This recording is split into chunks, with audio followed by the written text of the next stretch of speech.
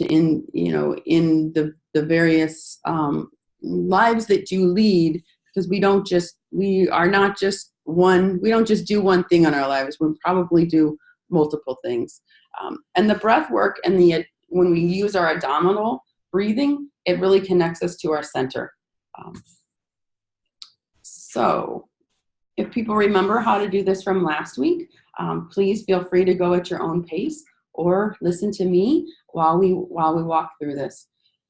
A lot of this does involve breathing, because when we breathe, we regulate our heart rate, we regulate our systems, and our breathing helps our blood flow from one side of our body to the next, and the communication continues that way.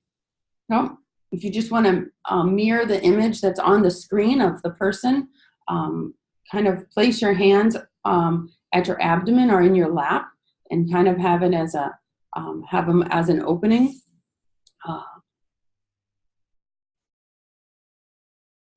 We're going to slowly, we're going to breathe in and breathe and allow your breath to go all the way through your body, and find places where it can rest comfortably.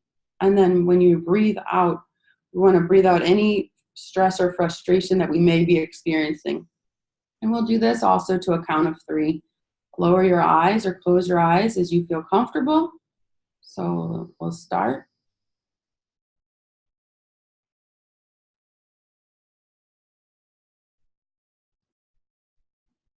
1,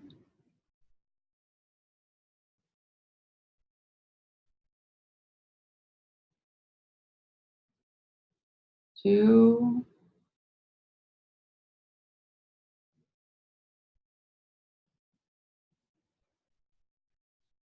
3.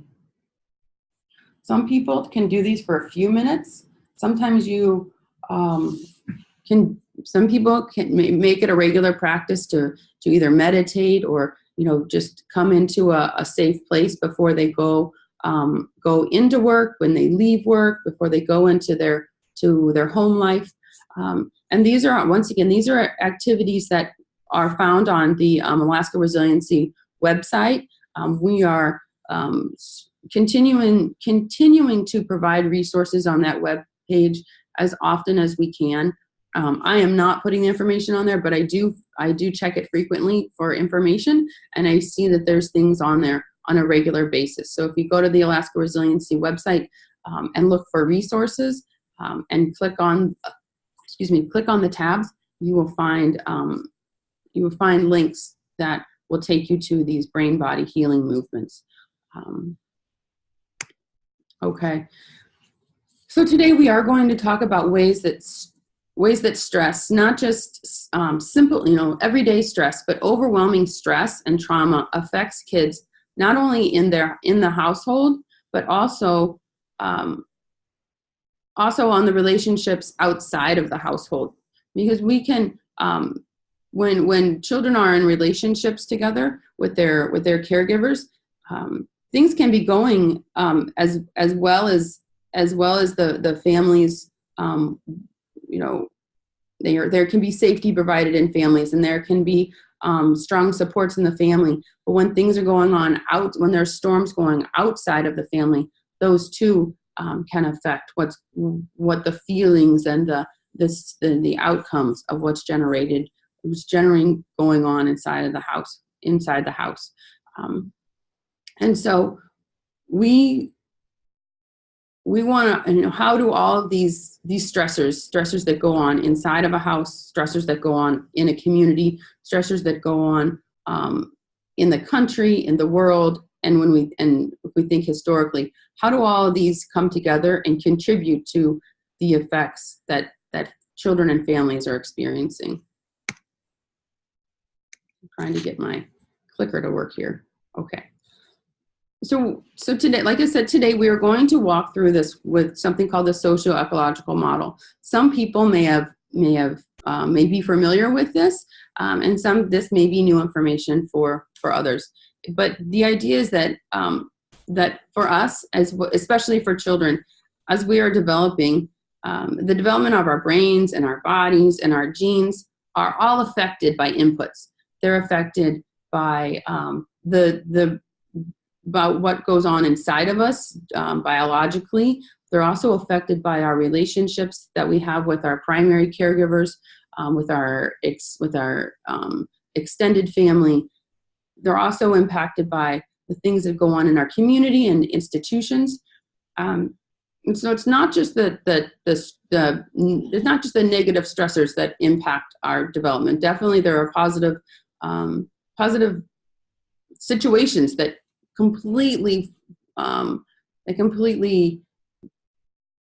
help us develop as a person and as a member of a society. But we're also there's also things that cause trauma to us and cause stressors to us, not only in the individual level, but in the relationship level, and in what kind of communities we live in, and what kind of institutions that we interact in, like our schools, like our community,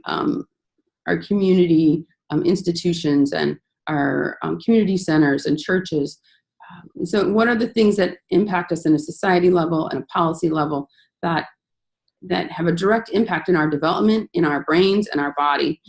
And we can actually make changes in each of those levels in this idea of social ecology.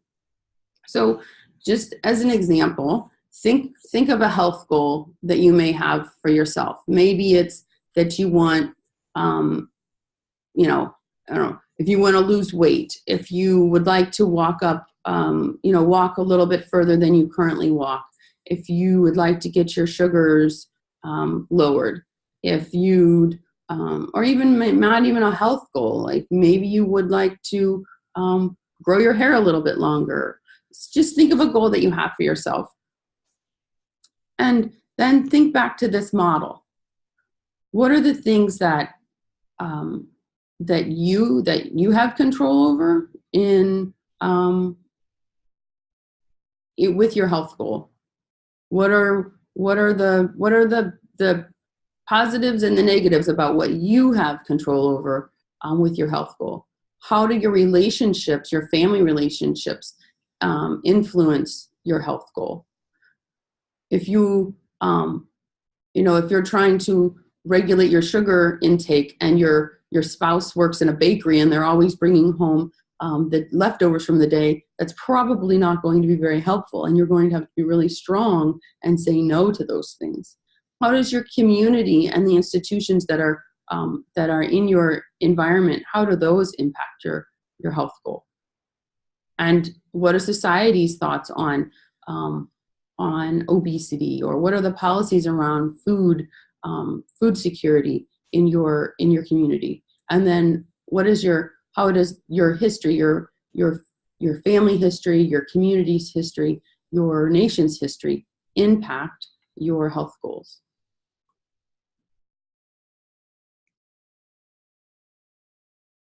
Just think about that. And if you wanted to, last week we were given note-taking forms, and if you just want to write down your health goals and really kind of think about how that impacts you. So it's kind of thinking about yourself, so that's kind of how does that model impact you? What we're going to move into now is as a wider community. Everybody's born, right? So at one point, everyone started inside of someone. So we're going to look at each stage in life, beginning with pregnancy. And with the population you work with, you might not work directly with infants or young children, or you may not have that many pregnant women that you work with.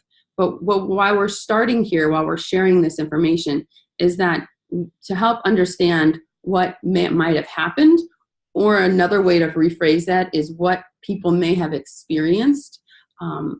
What experiences may your client have had before they came to you? So we're going to go through this life stages with that in mind, as well as thinking about the families of the clients that you work with.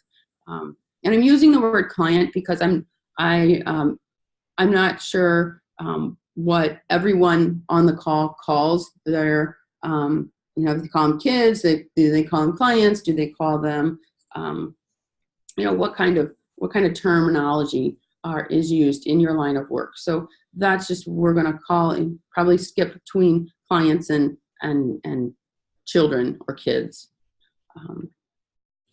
So we know that that during pregnancy, the placenta does an amazing job. Its job is to filter out as many toxins as possible. It feeds the fetus inside of the mom. It also it tries its best to be an effective buffer against stress hormones. When someone's pregnant and they experience stress, the placenta, like I said, tries to screen it out, but if it's overwhelmed, if it's taxed, that's not it. It can't always be the barrier of all barriers. So there may be things that get through the placenta that go to the baby and affect the baby's development. And we now have decades of medical research that help us understand the effects of stress in prenatal development. But we also have our ancestral knowledge, the information that is passed down to us from our grandmas, from our elders. And so once again, here's Miss Rita on. She was generous enough to allow us to use some of her knowledge and put it in the slideshow. And so what she says is, pregnancy is when children get their first knowledge. If a mother is able to eat well, be active, attend ceremonies and dances in a peaceful environment, the child develops well.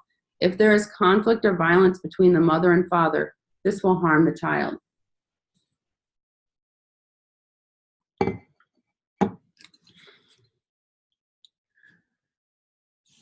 And so we may see that when a mom is overwhelmed with kinds of stresses that come from an abusive relationship or the situation or an unplanned pregnancy that came about, there are some things that can affect the development of a baby in the both indirect and direct ways. So indirectly, because a woman is in abusive relationships, are 8 times more likely to drink while pregnant, and they're also more likely to smoke during pregnancy. Coping with that stress is part of the dynamic of abuse, but it's also just a direct physical effect of stress on the developing baby. There's been studies that there was a study in Sweden where they followed 2 million people, 2 million women, and they followed them for generations. And what they found is that when a woman experienced a great stressor in her pregnancy, and by great stressor, they actually followed people whose partners had died while they were pregnant. The babies were more likely to have asthma as adults. And so that major stressor in pregnancy had a long-term effect on the baby's physiology. And there are references to these statistics and this data. Once again, I'd refer you back to the website because we've got these studies backed up. And if you would like to do further information and further study on those. And it's because moms are sending signals to the baby about what the world's like and what the baby needs to be prepared for. And one of the ways in which that preparation and that adaptation occurs is something called epigenetic adaptation. I'm not sure if how many people are familiar with this word, but there's a pretty interesting video that if we had a little bit more time, we would share. And they may explain it a little bit better than me. And broken record, it's on the website. So if you wanted to do a little extra homework, and it's a 2-minute clip, it's really short. But what is epigenetics? So we get our chromosomes from our parents. Everyone gets chromosomes, and that's that X-looking figure at the top of this slide. And those are our DNA blueprints, and those don't change. So we're born with our chromosomes, and those don't change. But what epi means, so the word epigenetics, epi means upon, to put upon. So there are things that can happen in your genes that can change how they behave. Basically, things that change, whether there's a whole bunch of science involved in this, and basically your epigenetics cause them to to open and be read, READ, or they're closed and they can't be read. So they might behave differently than one that was open. Some of them may be closed. And so there are things that happen that tell your genes, things that happen in the environment that tell the gene whether to be on or off. And that we know that stress, that overwhelming amounts of stress can contribute to those epigenetic changes. And there's information that that they're looking at. Let's see. So this is the video that if we had more time, we would watch it. Hopefully it doesn't turn on. How do I force it? Okay. Okay. So on our website, there's a section that all these resources are on. And you just go under the resource tab, the history and hope resources. They'll find all that on there. And there's just a lot of research that's done on rats. It looks at the adaptation of a gene that controlled kind of how vigilant to stress a rat was. And rats and humans apparently are pretty close in their genetics. This is stuff that's way over my head, but they're pretty close in genetics. So when we see the same gene applied in humans, we make those connections. And so one interesting site to go to, it's something called, if you Googled "lick my rat," I promise it won't take you any place bad, but "lick my rat," it's it kind of can give you, it gives you a something physically that you can do to see how caretaking right after birth affects a rat's epigenetics and kind of how that correlates to people.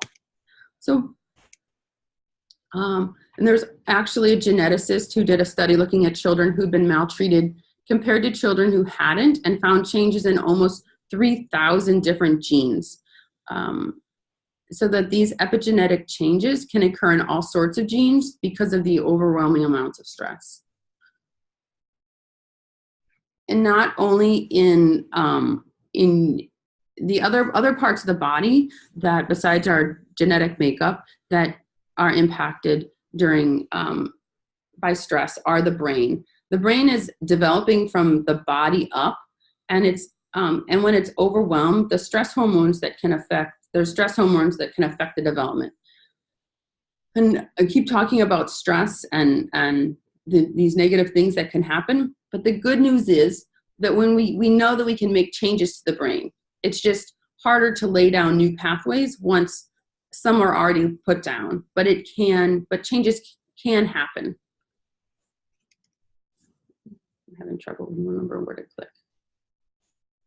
And so I don't want to leave you feeling overwhelmed and depressed, but this is all about balance. So when I'm talking about negative effects, the negative effects of outputs like trauma, but we also are also talking about how positive things can outweigh the negative, outweigh the negative outcomes.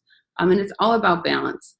Not all people who experience trauma and toxic stress are going to have negative health effects because there is a point where we can create balance. There are things that when we know better, we do better. So and there's also and we can also prevent stressful things. If we can prevent stressful things from happening, and we can create as many positive things as possible. And these are actually, some of these epigenetic changes are reversible, so that's good news. So we'll go back to our social ecological model. And so this is the part where we look at the balance, is what we look at the pregnant mom. She might be in a stressful relationship. There might be stressors going on. What are the other relationships that she has? Are those relationships friendships, extended families that contribute to her feeling positive about this pregnancy, or they contribute to her stress? And do they provide protection to help buffer her other stressors and help her feel safe? We know that social supports can matter so much, and they can be so protective, whether that's friends or extended family or faith community or a tribe or social, a lot of people meet other people online that they can have common interest and feel connected even if they're not in the same community. And so we have to look at what is available to this mother in a whole. Does she have a pregnancy support groups? Are there prenatal classes and childbirth preparation classes? These classes can be incredibly protective.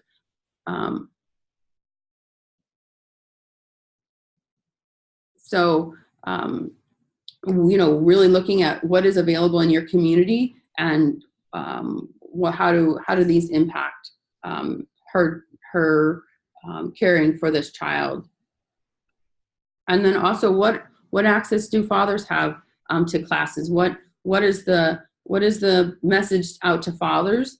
Because we know that they can make a big difference in showing up in their relationship and their parenting practices, as they can be what are the models that are being shown to them, and what is the message being passed on to the father. A major protective factor is healthcare access. Is she able to get prenatal care? Is that prenatal care screened for risks like domestic violence? Are there safe options for childbirth choices? And is her provider listening to her, making time and listening to her wishes of how she would like the pregnancy to progress and the outcomes for her plans after the baby is born? And once again, are the providers, and sometimes we have pretty limited options here in Alaska for childbirth classes and what people in different communities, what they're allowed to do or what they're able to do. And so is their prenatal care, is it culturally responsive to the person? Does it meet their needs? If a person doesn't feel welcome in the medical setting or with a midwife, they're more than likely they may not go back. It may cause an additional stress, which will then impact the child. And once again, housing security, food security, what are these things that are available to the mother before the baby is in this physical world? What kind of laws exist for this mother and for this family? What kind of policies may affect her access to care? If if you're in a rural community and you're required to go leave your community to go wait for a month or 3 months to ensure that the baby can be born in a hospital, how does that impact her stress around the caretaking of the rest of her family or her job in her home community? So as we move out of the social equalities, there are things that matter too. How all of the access to housing, food security, those are things that matter to the health of the pregnancy and the health of the mother and the baby. So if we look at the protective nature of a community and policies that can be provided to a mother and a father to their child, we're going to move into infancy and early childhood and look at our baby. And once again, we may not work with many infants and young children, but the clients that you're working with were once infants, or they may already be parents. The teenagers that, if you work with teenagers, they may already be parents, and providing them with this information may help them as they raise their children in community. So our baby is born, and our baby is an individual with their own needs and their own personality, but that baby cannot exist by itself. It absolutely needs to have a relationship with his or her caregiver. Without that parent-child relationship, the baby would not exist. basic biological reasons. Babies need caregivers to feed them. They need their skin contact. They need their heartbeat, and we need to be and our breath to help regulate their heartbeat and their temperature when they're born and as they grow. This is just a quick slide that looks at the rates of return to investment when you invest money into prenatal programs and then early childhood. The studies show more. You can get fewer dollars spent earlier can have a positive outcome, but it doesn't mean that that isn't beneficial to continue to do it as children grow. So relationships are part of healthy brains. And going back to talking about the brain, if you look at this baby's face to their dad, their babies are wired to connections from the very beginning. This infant here is 5 weeks old, and look at her eyebrows. She's already perfectly imitating the eyebrow expression of her father. That's something that we call mirror neurons. It's the need that human beings have to mirror each other. And babies need to feel seen and to feel acknowledged in the world through this kind of interaction. This interaction, is also another term for it, is called serve and return interaction.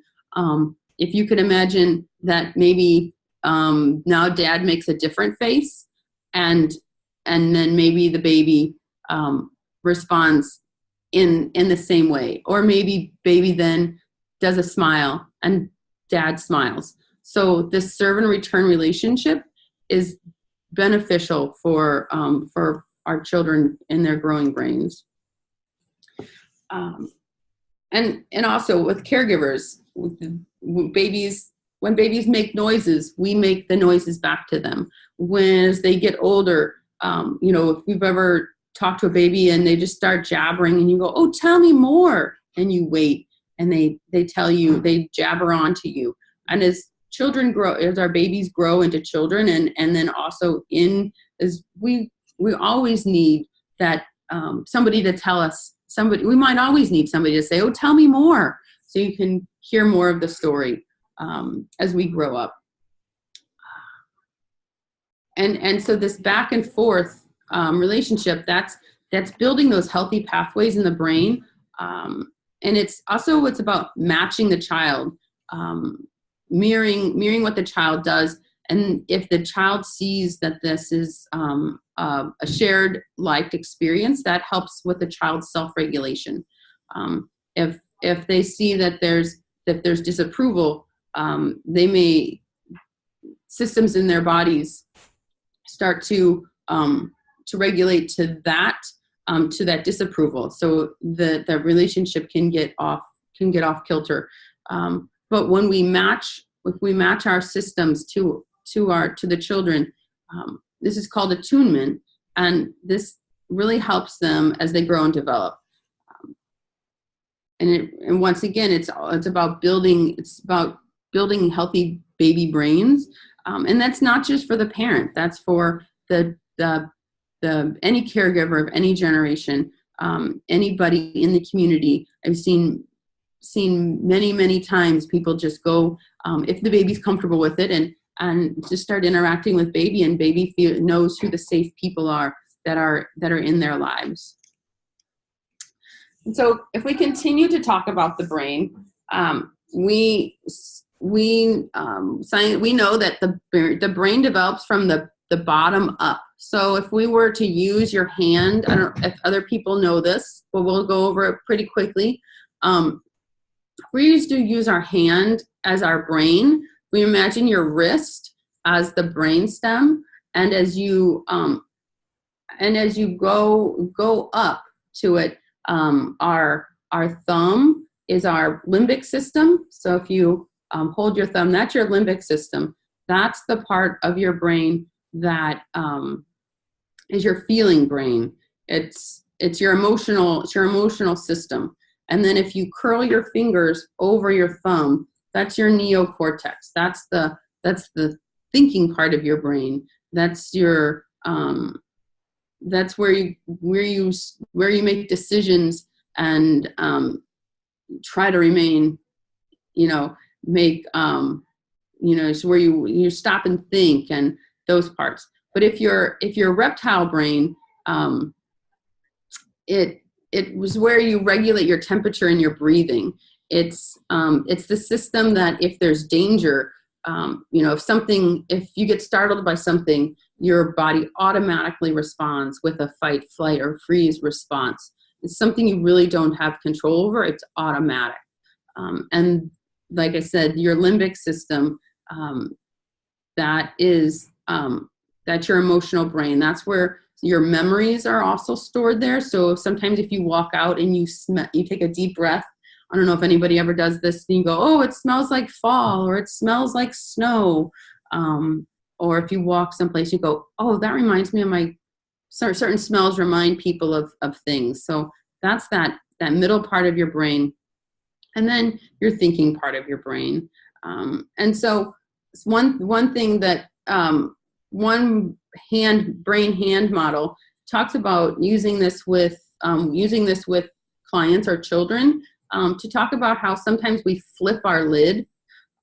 So if we were to tuck our limbic system, around our fingers, and sometimes when things just don't go right and we get frustrated and we get upset and we don't want to talk about it, and all of a sudden you're flipped your lid and you can fling your fingers up and expose your limbic system, expose your thumb, and it's just it's something that can be taught to families and children, and it's also a good signal that if you're working with somebody and they really can't talk anymore, they're getting really frustrated, they could signal this to you, and maybe they could take a short walk, or you could change topics, and they could also signal you if they feel like that might be something that's going on with the adults in their life. They can maybe do that signal,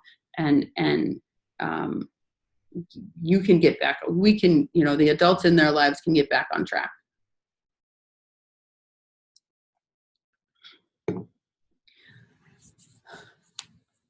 And we're talking about our brain, and we're talking about genetics, and the brain is plastic. The brain has the ability to change, and the body wants to heal.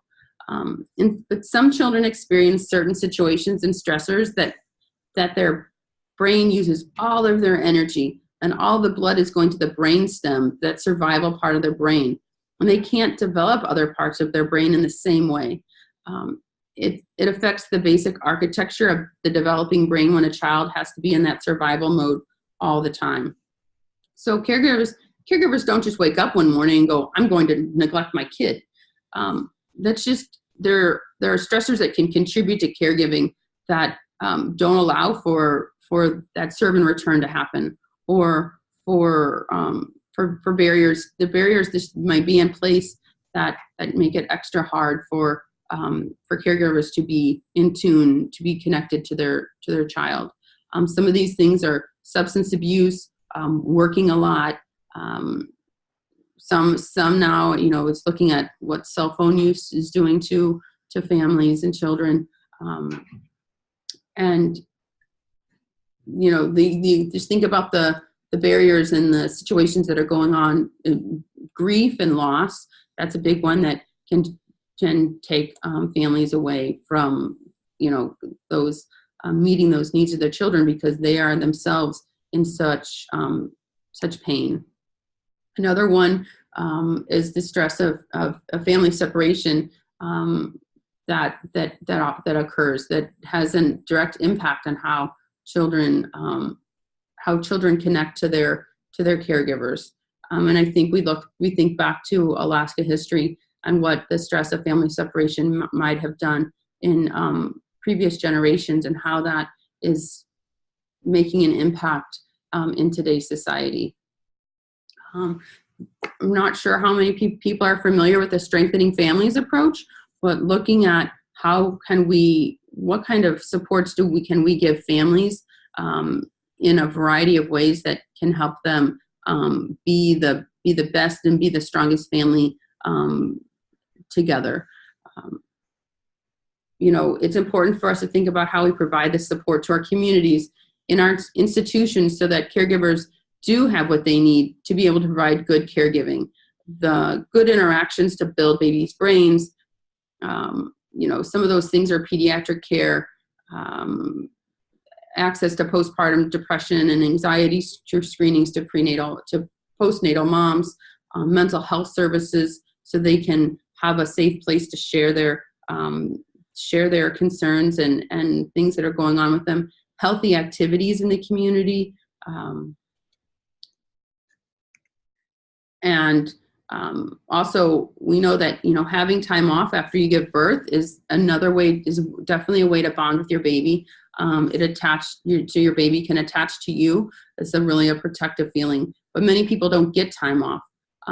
We are one of the two countries in the world that without paid family leave policy, and because many moms can't afford to take that time off. In fact, 25% of moms go back to work 2 weeks after giving birth. Clearly that affects the attachment relationship in the baby's brain. And when they do go back, do they have access to childcare? We know that if there is childcare available and parents are going back to work, it's pretty expensive. And in some communities, it may not even exist. There may not be a consistent, safe caregiver that can watch a child while the parent is going to work. And then if the parent's not going to work, what is the care opportunity, and the financial situation for that family? And then also, are the options that are there to take care of children, are they culturally responsive? Do parents feel and families feel welcome? Do the facilities that are taking care of the children understand the parents' culture, and are the parents' beliefs being fostered and recognized in a setting where you're not with your child every day? We know that families have, when we can help families when they have access to libraries, when they have access to books, to develop those literacy skills. Other programs like WIC and food access really matter, housing access. The economic level really influences things like housing that can have effect on kids' development. Because inputs in all these different levels are affecting the development of the child's brain and body and genes. And so just thinking about how, so far we've just gone through maybe a 5-year-old, and think of all the things that a family and a community is going on that is, affecting this child's development in a positive way, by being as supportive as possible and having strong systems and policies in place, and also in ways that maybe there are areas that can be improved on.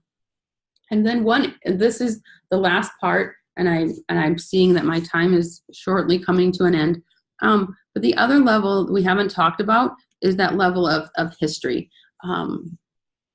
And because the effects are not only felt now, but they're felt in the things that have gone on in the past. And in Alaska, that's really important, that when we're talking about how, we're talking about society and policies, that we're also looking back at what are the historic impacts of things that have gone on in terms of colonization. So whether we're talking about genocide, entire generations of children being sent to boarding schools, if we're talking about the Great Death, we're talking about generations of abuse and outside of the family occurring, and anywhere in the world where colonization has happened, that the effects get passed down from generation to generation. It's inevitable, and that's what can carry trauma forward.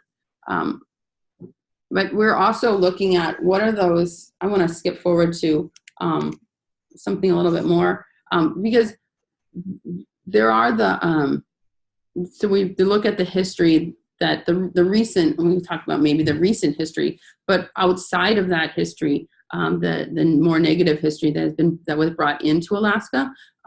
Think about the strength and resilience and practices that have allowed Alaska Native people to survive in this environment for over 10,000 years, and that there are some wonderful strengths and resilience practices and healing practices. And that through colonization, many of those practices may have been pushed under the table, but that in some communities they're bringing them back. We at Alaska Resiliency Initiative were been blessed with some great historical knowledge and information from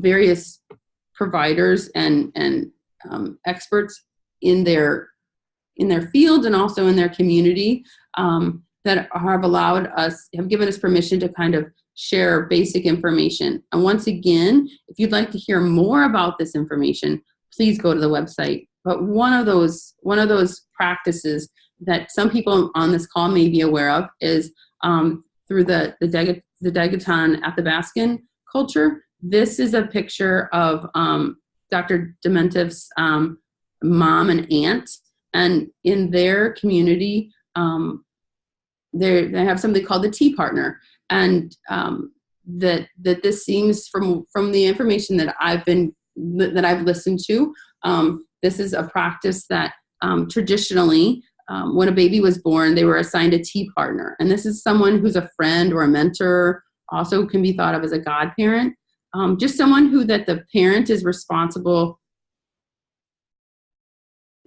So that they're responsible, the baby and the tea partner are responsible to check in with each other for their entire lives. Because if we know that isolation literally will kill us, that it's bad for our health, the opposite of that is connection. That having someone for whom you have a sense of responsibility and balance, somebody that you bring them food, they bring you food, that you check in with them, that's a protective feature.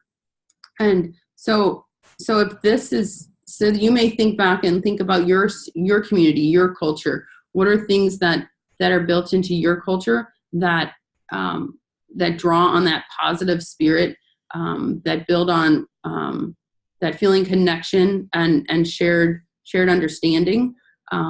What does that look like in your community? And if you're looking for some resource, some books to look through, if you haven't read either one of these books, and I know there are many other books out there.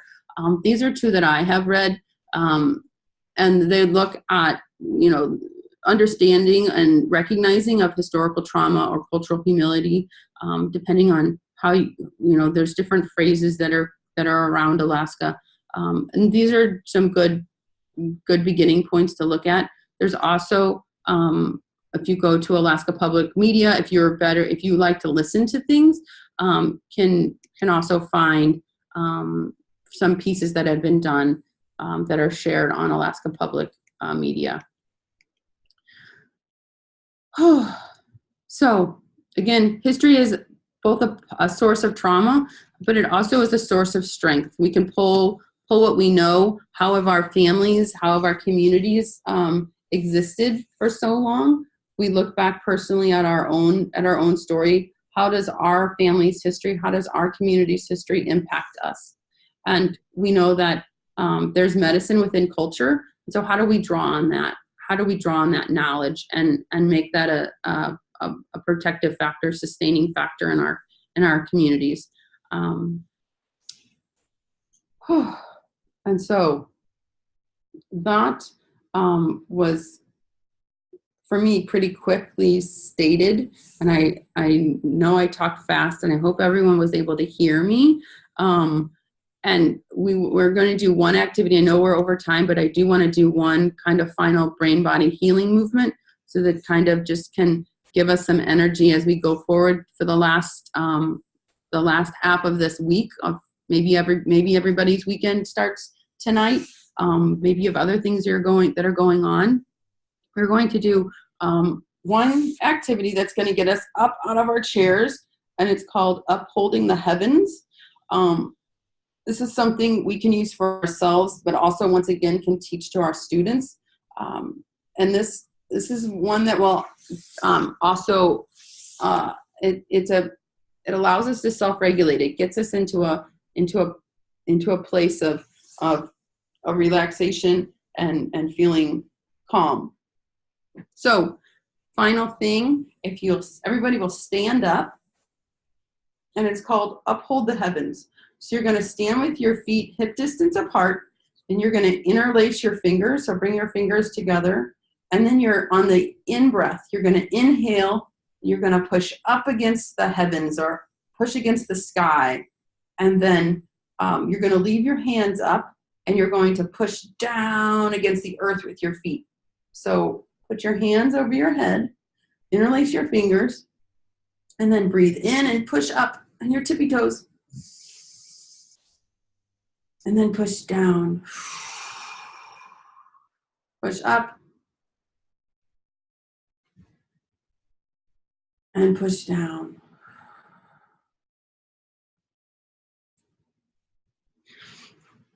And if you wanted to do that for the remainder of the time, more than welcome to do that.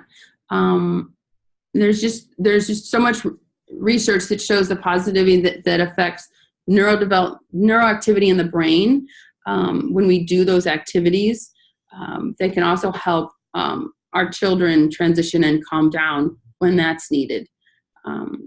And so that was the quick first half of child development. And then next week or the next time we meet, we will do the middle childhood and adolescence. And then the week after that, it's, what can we do to to be more trauma informed in our practice, and what are we already doing as a practice that makes us culturally and trauma informed. So I don't know if there were any questions or comments that were gathered, or if people had to jump off the line because they have to go to their next thing. But Joy, I'm going to send it back to you. Okay, I'm reclaiming host. Thank you, Sue. So at this time, it doesn't look like there were any questions put in the chat box or in the Q&A. So Tara did list the SurveyMonkey link. So for those of you that can now, please click on that link and give us an evaluation of this training. We will also send that out via email so that you have, you can take it later if you'd like. Where our next session within this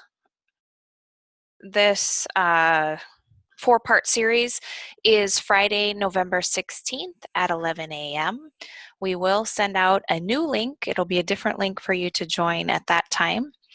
And if for those of you that had problems getting on or missed some of these things from today, we will send out a recording of this webinar that you'll be able to watch at your leisure. And if you have any questions or comments or recommendations for future webinars, please send us an email to resourcebasket@ruralcap.com, or you can call RuralCap at 907-279-2511. We also have an 800 number, but ask for Greg, Tara, or Joy, and we'd be happy to talk to you. Thanks again for joining us. Hope everyone has a great afternoon and an excellent weekend. Thank you.